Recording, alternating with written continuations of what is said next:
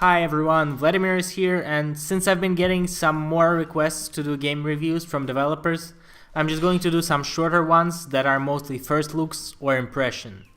In that case, I'm going to name good and bad sides as usual, but I also add some personal thoughts about the game mechanics and what makes the games good or bad, like I did with Orbox C that I took a look at some while ago. And today the game that I'm looking at is Grab the Bottle. It is the puzzle game where you can infinitely stretch your arm to surprise grab the bottle.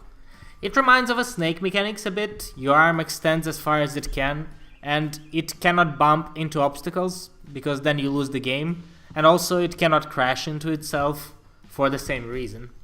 After you complete extra level goals, like picking up additional bonuses, you can go and pick the bottle, thus finishing the level.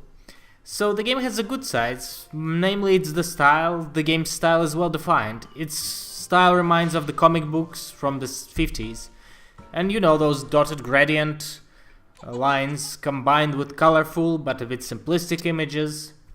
The way this is done is really commendable, and not one element feels off. Music supplements it and makes the game, well, you really feel like in the 50s comic book. The game has also solid humor. The ever-extending arm seems like an absurd thing, but the humor and comic introductions before the levels are just really done well, and I find it very refreshing, and in that sense the game really feels indie. However, one bad thing that killed it for me is probably the challenge, because the challenge is one and the same on every level. Well, sure, the elements are differently positioned, but the mechanics are introduced way too slowly. The beginning feels monumentally slow.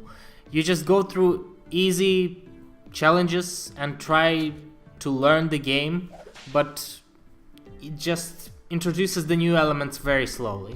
And maybe the game gets better later, but I've played for about 30 minutes and it could not grab my attention during that time.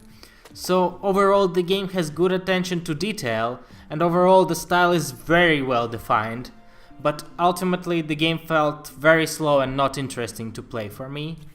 You can take a look at it if you are a puzzle fan, but in case I'd recommend waiting for at least 50% discount. Usually I try to give advice for developers on how to improve the game, but I don't think I have something to say here, because the product quality is amazingly good, but the gameplay just does not seem fun and diverse, and this should have probably been understood during the prototyping phase.